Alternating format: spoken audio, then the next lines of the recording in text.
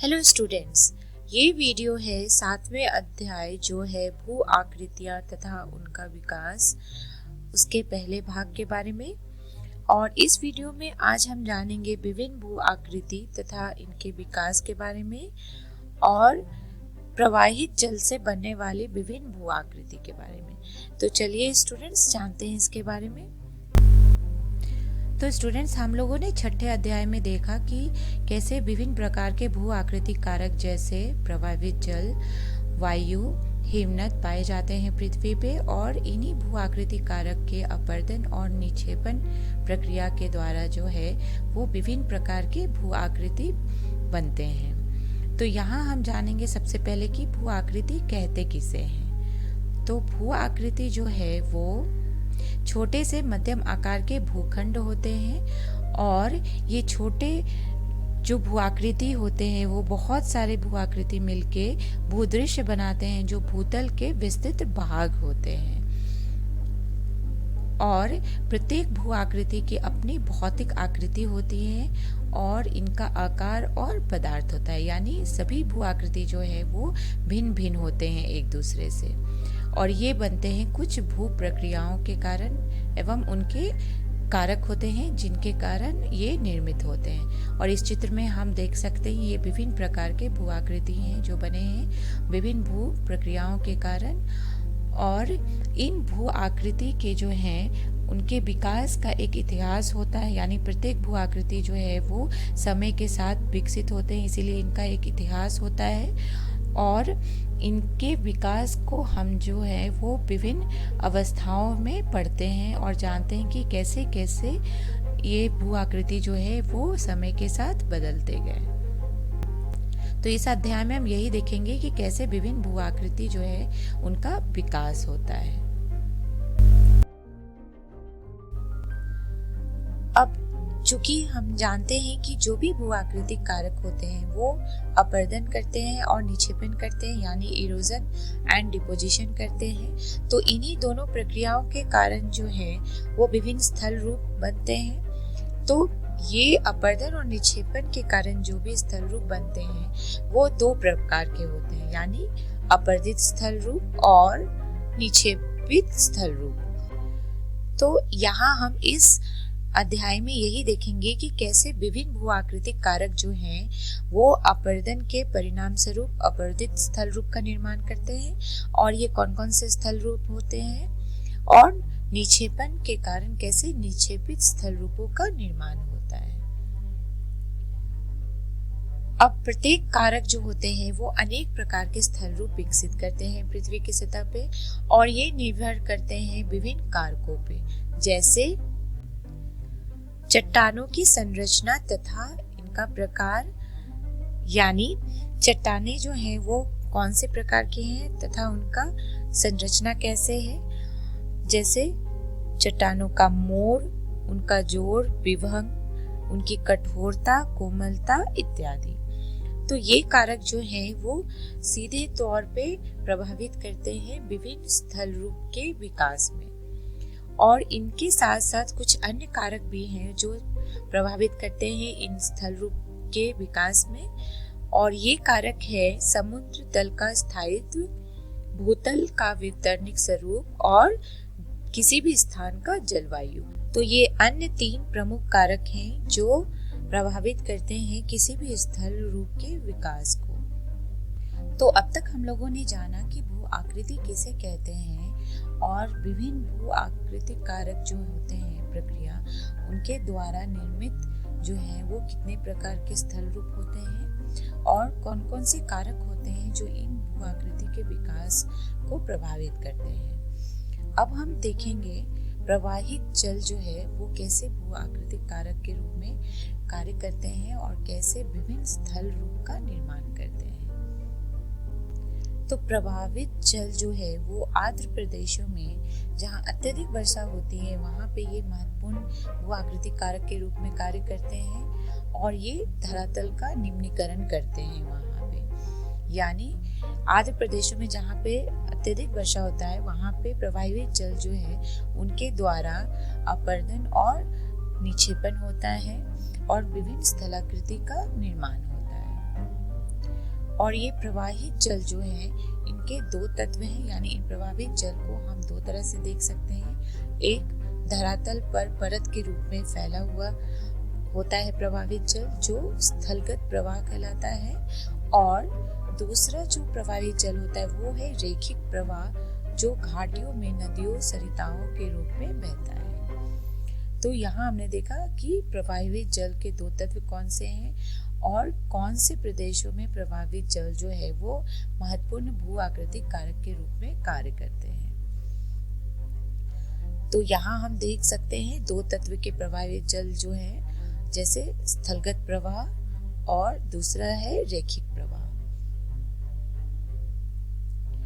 तो जब भी हम प्रवाहित जल का कार्य देखेंगे, यानी जो भी भू आकृतिक कारक के कारण स्थलाकृति बनते हैं, तो इनके विकास को हम तीन अवस्थाओं में देखते हैं और पढ़ते हैं। पहला अवस्था जो होता है वो होता है युवा अवस्था। तो यहाँ हम देखेंगे कि कैसे प्रवाहित जल जो है वो युवा अवस्था में कैसे कैसे विभिन्न स्थलाकृति का निर्माण करते हैं और इनका विशेषता क्या होता है युवा अवस्था में। तो युवा अवस्था में जो है प्रवाहित जल जो है उसमें नदियों की संख्या जो होती है वो बहुत कम होती है और ये नदियां जो है उथली वी आकार की घाटी बनाती है। यानी युवा अवस्था में ज्यादातर जो प्रवाहित जल होते हैं वो वी आकार की घाटी बनाते हैं। तो इस चित्र के द्वारा हम यहाँ देख सकते हैं, यहाँ जो हम देख रहे हैं ये है प्रवाहित जल की प्रथम अवस्था जो है युवा अवस्था।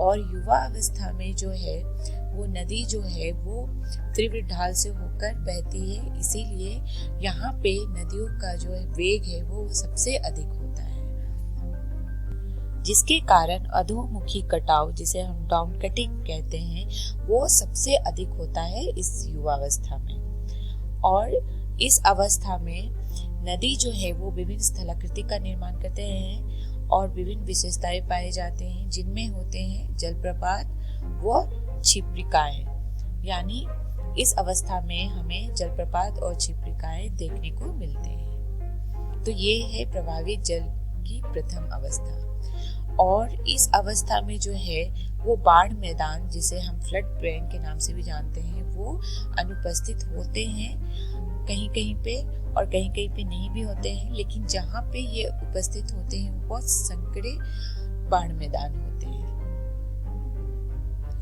आइए अब हम देखेंगे प्रवाहित जल की दूसरी अवस्था के बारे में, जो होता है प्रौढ़ावस्था, जिसे हम मैच्योर स्टेज के नाम से भी जानते हैं। तो इस अवस्था में नदियों की जल की मात्रा जो है वो अधिक हो जाती है युवावस्था के कंपैरिजन में, और यहाँ पे सहायक नदियाँ जो है वो आके मिल जाती हैं, जिसके कारण इसमें जो है नदियों की जल की मात्रा जो है वो अधिक हो जाती है।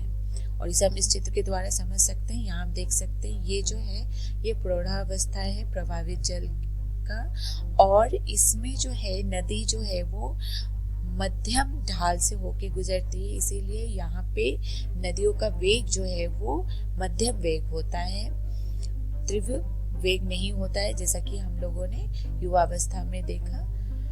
और इस प्रौढ़ावस्था में नदी जो है वो वी आकार की घाटियां बनाते हैं, और ये वी आकार की घाटियां जो है और गहरी होती जाती हैं, क्योंकि यहाँ पे अधोमुखी कटाव जो है वो होते रहता है। और यहाँ इस अवस्था में हम जलप्रपात व छिपिकाएं जो हमने युवा अवस्था में देखा था वो यहाँ पे लुप्त हो जाती है, और यहाँ पे हमें विस्तृत बाढ़ मैदान देखने को मिलता है। तो ये है प्रौढ़ावस्था प्रवाहित जल का। अब तीसरा अवस्था जो कि वृद्धावस्था है, इसमें छोटी सहायक नदियां जो है वो कम हो जाती हैं और ढाल जो है वो मंद हो जाता है, यानी कि इस अवस्था में नदी जो है वो मंद ढाल से होके बहते हैं, जिसके कारण इनका वेग जो है वो सबसे कम हो जाता है। जब हम युवावस्था प्रौढ़ावस्था को देखेंगे तो वृद्धावस्था में जो है वेग सबसे कम होता है, और यहाँ पे विस्तृत बाढ़ मैदान देखने को मिलता है, क्योंकि यहाँ पर अधोमुखी कटाव जो है वो कम हो जाता है, और यहाँ पे पार्श्व अपरदन जो है जिसे हम लैटरल इरोजन कहते हैं वो अधिक हो जाता है। तो ये तथा विभिन्न अवस्था प्रभावित जल का। और इसे हम यहाँ पे फिर से एक बार समझेंगे।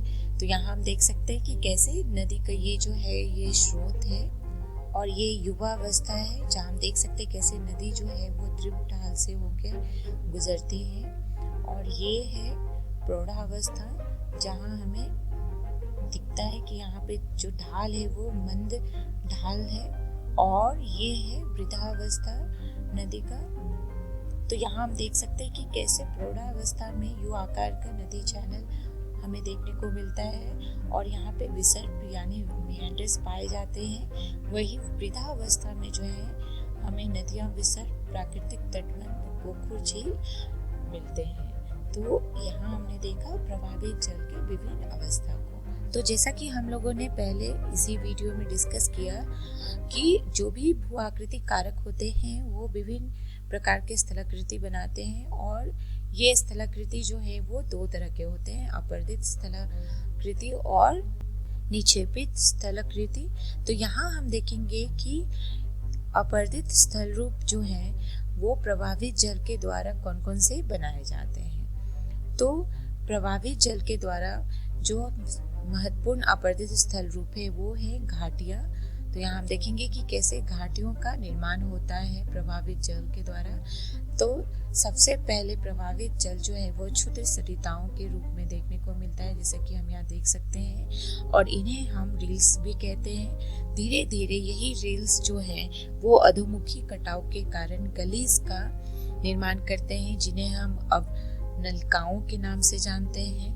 और यही अब नलिकाओं जो है वो धीरे धीरे अधोमुखी कटाव के कारण जो है वो घाटियों का निर्माण करते हैं, जैसा कि हम इस चित्र में देख सकते हैं। तो ये है अपर्दित स्थल रूप प्रभावित जल के द्वारा निर्मित। और घाटियों के बारे में हम कह सकते हैं कि घाटियां जो है वो पहाड़ों के बीच भूमि का निम्न क्षेत्र होते हैं, जिससे होकर नदियां बहती हैं। आइए अब ये जो घाटियां हैं ये विभिन्न प्रकार के हो सकते हैं, क्योंकि इनकी लंबाई, चौड़ाई एवं आकृति जो है वो विभिन्न प्रकार के होते हैं। तो यहाँ पे हम देखेंगे कि कैसे लंबाई, चौड़ाई एवं आकृति के आधार पर ये घाटियाँ विभिन्न प्रकार की होती हैं। तो ये घाटियाँ भी आकार की घाटी भी हो सकती है, ये घाटी गॉर्ज के रूप में भी हो सकते हैं और कैनियन के रूप में भी हो सकते हैं। तो यहाँ जो इस चित्र में हम देख रहे हैं ये वी आकार की घाटी होती है, क्योंकि इनका आकार जो है वो वी आकार का होता है, इसीलिए इसे हम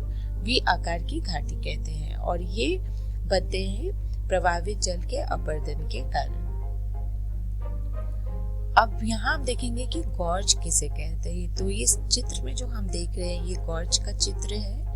और ये गॉर्ज जो है एक गहरी संकरी घाटी होती है, जिसके दोनों पार्श्व जो है वो तीव्र ढाल के होते हैं, जैसा कि हम यहाँ देख सकते हैं कि कैसे इनके दोनों तरफ जो ढाल है वो तीव्र ढाल होते हैं। और इनकी चौड़ाई जो होती है इसके तल एवं ऊपरी भाग में लगभग एक ही समान होते हैं। तो ये कहलाते हैं गॉर्ज, जो एक प्रकार के घाटी होते हैं जो अपर्दन प्रक्रिया के द्वारा बनते हैं।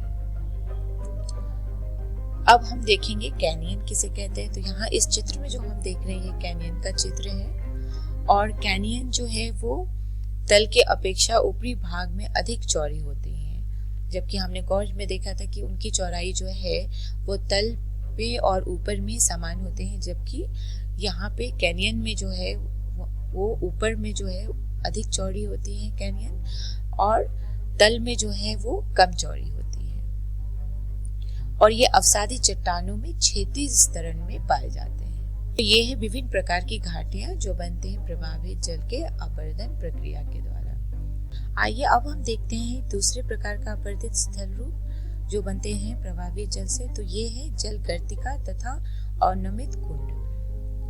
तो पहाड़ी क्षेत्र में नदी तल में अपर्दित छोटे चट्टानी टुकड़े जो होते हैं छोटे गर्तों में फंसकर वृत्ताकार रूप में घूमने लगते हैं, जिन्हें जल गर्तिका कहते हैं। तो यहाँ जो हम इस चित्र में देख रहे हैं जल गर्तिका का चित्र है।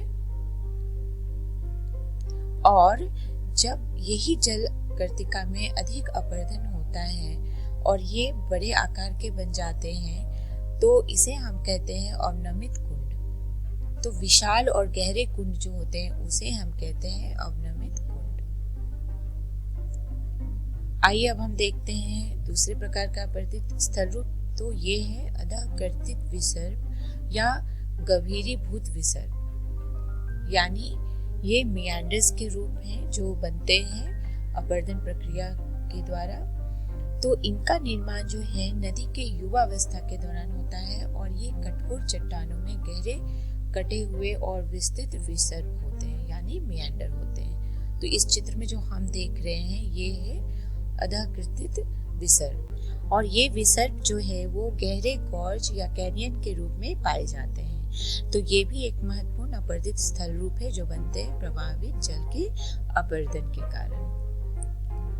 अब दूसरा जो महत्वपूर्ण स्थल रूप है वो है नदी वेदिकाएं, जिसे हम रिवर टेरेसेस के नाम से भी जानते हैं। तो नदी वेदिकाएं जो हैं प्रारंभिक बाढ़ मैदान या पुरानी नदी घाटियों के तलों के चिन्ह होते हैं जो वेदिकाओं के रूप में दिखते हैं, और ये बाढ़ मैदानों के लंबवत अपवर्तन से निर्मित होते हैं। तो जैसा कि हम यहाँ देख सकते हैं इस चित्र में हमें जो भी रेखाएं दिख रहे हैं ये नदी वेदिकाएं हैं जो प्रारंभिक बाढ़ मैदान या पुरानी नदी घाटियों के तलों के चिन्ह हैं, और ये दो प्रकार के होते हैं, यानी नदी वेदिकाएं जो हैं वो दो प्रकार के होते हैं। तो यहाँ हम देख सकते हैं दो प्रकार की नदी वेदिकाएं कौन कौन से हैं। पहले हैं युग्म वेदिकाएं, जिसे हम पेयर टेरेसेस भी कहते हैं। ये युग्म वेदिकाएं जो हैं वो नदी के दोनों तरफ समान ऊंचाई पर होते हैं, और दूसरा जो है नदी वेदिकाएं वो होते हैं अयुग्मित वेदिकाएं, और ये वेदिकाएं जो हैं दोनों तरफ भिन्न ऊंचाइयों पे पाए जाते हैं, जैसा कि हम यहाँ पे देख भी सकते हैं। तो ये है विभिन्न प्रकार की नदी वेदिकाएं जो बनते हैं अपवर्तन के द्वारा। तो अब हम देखेंगे कुछ निक्षेपित स्थल रूप जो बनते हैं निक्षेपण प्रक्रिया के द्वारा, और ये है जलोढ़ पंख, डेल्टा, बाढ़ मैदान, प्राकृतिक तटबंध, विसर्पी रोधिका, नदी विसर्प और गुम्फित नदी। तो ये हैं विभिन्न प्रकार के निक्षेपित स्थल रूप जो बनते हैं प्रभावित जल के द्वारा। आइए अब एक एक करके हम देखेंगे इन विभिन्न निक्षेपित स्थल रूपों को। तो जलोढ़ पंख किसे कहते हैं, जिसे हम एलुवियल फैन के नाम से भी जानते हैं। तो जब नदी उच्च स्थलों से होकर मंद ढाल के मैदानों में प्रवेश करती है तो इनका वेग जो है वो कम हो जाता है, जिसके कारण जो अवसाद इन प्रवाहित जल के साथ बह के आते रहते हैं वो जाके जमा होने लगते हैं और इन जलोढ़ पंख का निर्माण होने लगता है। तो यहाँ हम देख सकते हैं, और ये जलोढ़ पंख जो है वो अवसादों के निक्षेपण से बनता है, और जलोढ़ शंकु जो है वो जलोढ़ पंख की तुलना में तीव्र ढाल के होते हैं, यानी कहीं कहीं पे जलोढ़ पंख का निर्माण होता है और कहीं कहीं जलोढ़ शंकु का निर्माण होता है, जो कि अवसादों के निक्षेपण से ही बनता है। लेकिन जलोढ़ शंकु की जो ढाल होती है वो अधिक तीव्र होती है जलोढ़ पंख की तुलना में। और आर्द्र प्रदेशों में जलोढ़ पंख जो है वो मंद ढाल वाले होते हैं, जबकि शुष्क प्रदेशों में इन जलोढ़ पंख का जो ढाल है वो तीव्र होता है। आइए अब हम देखेंगे दूसरे प्रकार का निक्षेपित स्थल रूप जो है डेल्टा। तो डेल्टा जो है वो नदी के मुहाने पे नदी द्वारा जमा मलबों को डेल्टा कहा जाता है, और ये जलोढ़ पंखों की भांति ही होते हैं, लेकिन इनमें जलोढ़ जो है वो स्तरित होते हैं, जबकि जलोढ़ पंख में जो है वो जलोढ़ या अवसाद जो है उसमें स्तरित नहीं होते हैं। और यहाँ इस चित्र में जो हम देख रहे हैं ये डेल्टा का चित्र है जो निक्षेपण प्रक्रिया के द्वारा बनते हैं। आइए अब हम देखेंगे दूसरा निक्षेपित स्थल रूप जो है बाढ़ मैदान, प्राकृतिक तटबंध, विसर्पी रोधिका।